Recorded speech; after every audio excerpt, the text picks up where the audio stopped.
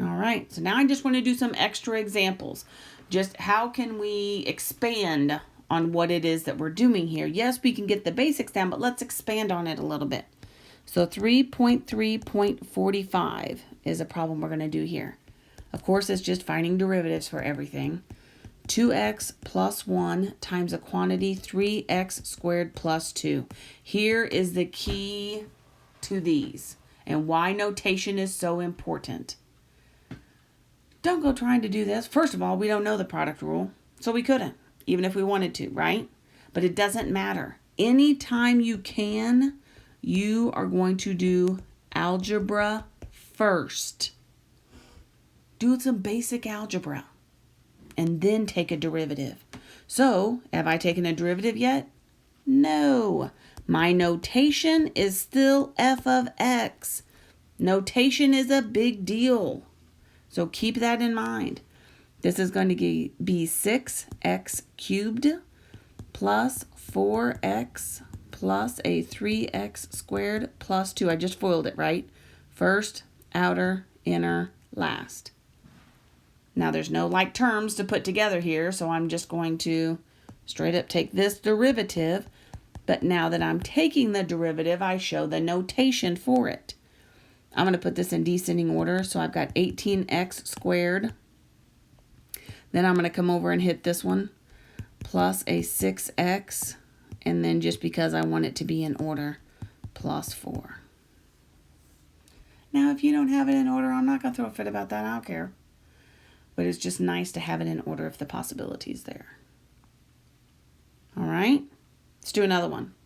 3.3.48.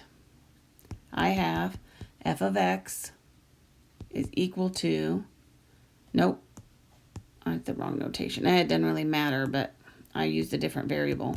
So we'll just go with y is equal to a 12w cubed minus an 8w squared plus a 12w divided by 4w.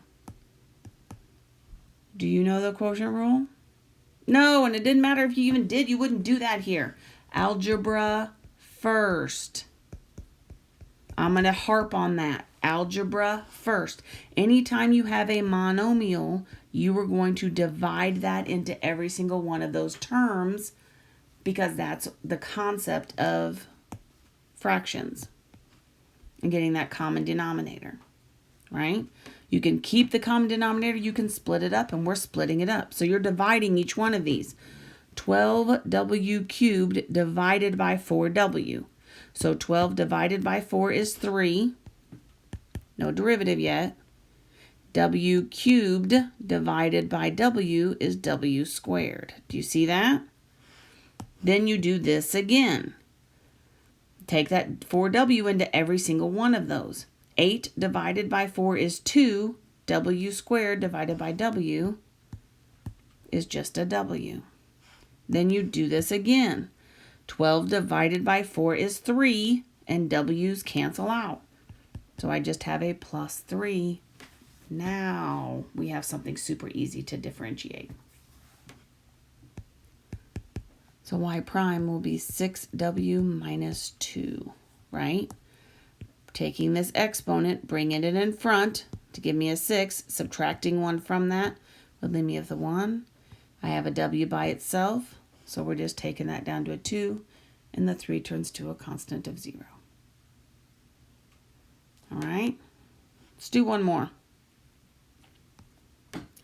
3.3.50.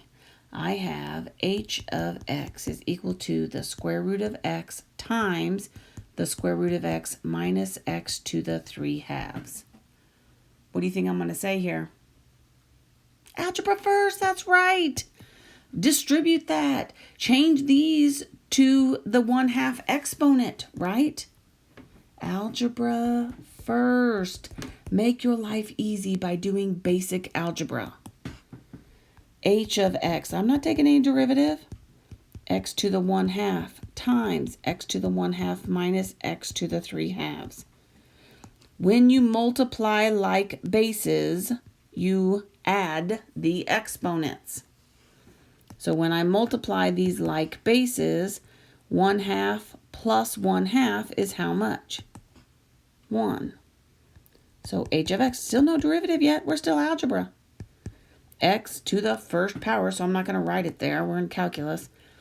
1/2 plus 3/2 is how many? 4/2, which is the same thing as 2. Good. Now I take a derivative. 1 minus 2x, right? 1 here is just a plain x, so I take it's like a coefficient of 1. So I get a derivative of 1. Bring the 2 in front and subtract 1 from it, and we get there. Algebra made it super easy to get a nice, easy derivative. All right?